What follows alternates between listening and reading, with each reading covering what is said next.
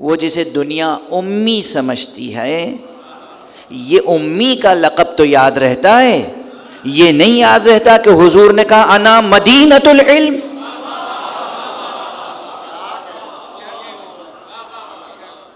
دیکھیے نا کس کا رجحان کس طرف ہے، کس کا رجحان کس طرف ہے۔ ایک لفظ امی لے لیا اور اس کی اپنی جیسی توجیہ کر لی۔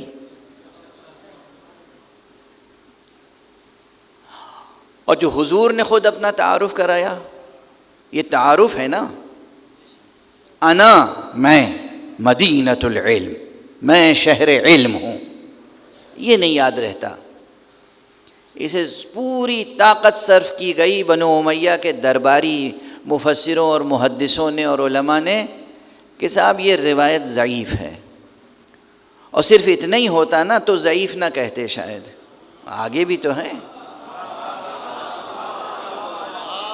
انا مدینۃ العلم وعلی بابھا، میں شہر علم ہوں اور علی اس کا در ہیں۔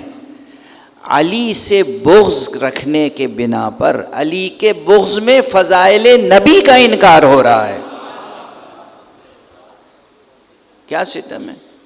اور یہی نہیں کہ فضائل نبی کا انکار ہوا، احکام خدا پامال کیے گئے علی کے بغض میں، مولا امیر المومنین کے بغض میں احکام خدا پامال کیے گئے اور فضائل مصطفیٰ کو چھپایا گیا۔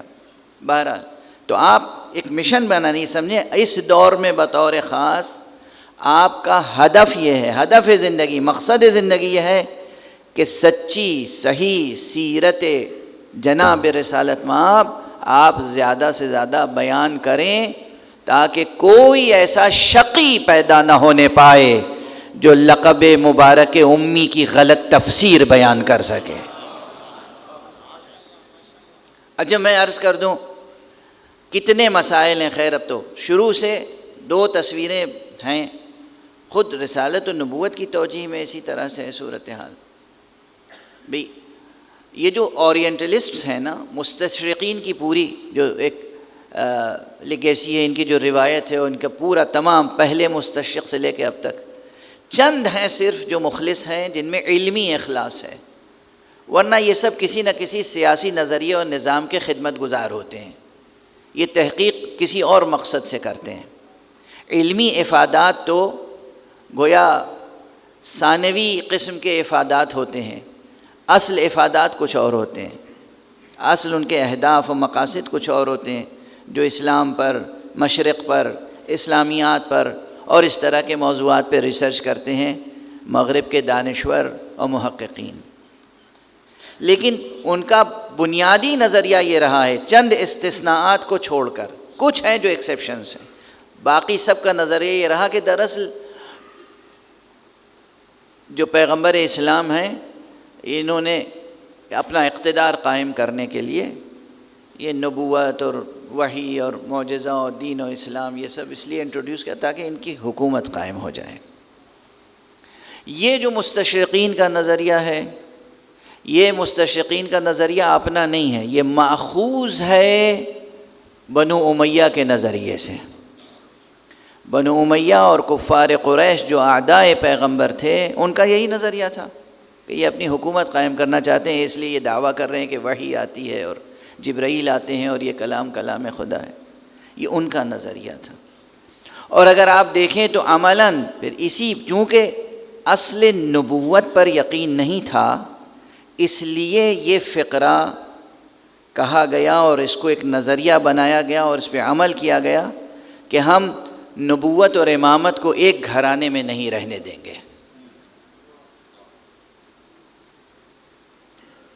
ہم نبوت اور امامت کو ایک گھرانے میں نہیں رہنے دیں گے، اور نہیں رہنے دیا انہوں نے بزعم خود، حالانکہ امامت اور نبوت کو خدا نے ایک ہی گھرانے میں رکھا تھا اور وہ ایک گھرانے میں رہی اور ہے۔ تاریخ گواہ ہے کہ جن لوگوں نے باطل ادعائے امامت کیا، لفظ امام ان کے نام کے ساتھ جڑ نہ سکا، منسجم نہ ہو سکا، منسجم ہی نہ ہو سکا۔ اس پورے کورس پہ اب بھی 2 نام ایسے ہیں کہ جن کے ساتھ اپنے پرائے سب امام کا لفظ استعمال کرتے ہیں، امام علی، امام حسین۔ اس کے یہ معنی نہیں ہے کہ ہمارے باقی 10 امام نہیں ہیں، 11 امام ہیں، سب امام ہیں، لیکن ان 2 اماموں کی شہرت عام دنیا میں زیادہ ہے۔ بہرحال تو حضور علیہ الصلاۃ والسلام کے تعلق سے یہ ایک نظریہ رہا کہ یہ ایک حکومت قائم کرنے ہیں، یعنی بشر ہیں، انسان ہیں، اور بس اقتدار کے لیے انہوں نے یہ سب کچھ کیا ہے۔ وہ شعر مشہور ہے جو تخت شام پر بیٹھنے والے شقی باغی شام نے پڑھا تھا کہ لعبت ہاشم بالملک فلا ملک جاء ولا وحی نزل۔ یہ تو بنو ہاشم نے ایک ڈھونگ رچا تھا، ایک کھیل کھیلا تھا، گویا اپنا اقتدار قائم کرنے کے لیے، ورنہ نہ کوئی فرشتہ نازل ہوا تھا اور نہ کوئی وحی اتری تھی۔ یہی نظریہ مستشرقین کے ہاں رائج ہے۔ اس نظریے والوں نے رسول کی جو سیرت لکھی، جو سوانح لکھے، جو آپ کی حیات طیبہ پہ کتابیں لکھی، وہ کیسی ہو سکتی تھیں؟ اس میں نعوذ باللہ 100,000 بار نعوذ باللہ ہر طرح کی کمزوری سیرت مصطفیٰ میں دکھائی گئی ہے، ہر طرح کی کمزوری۔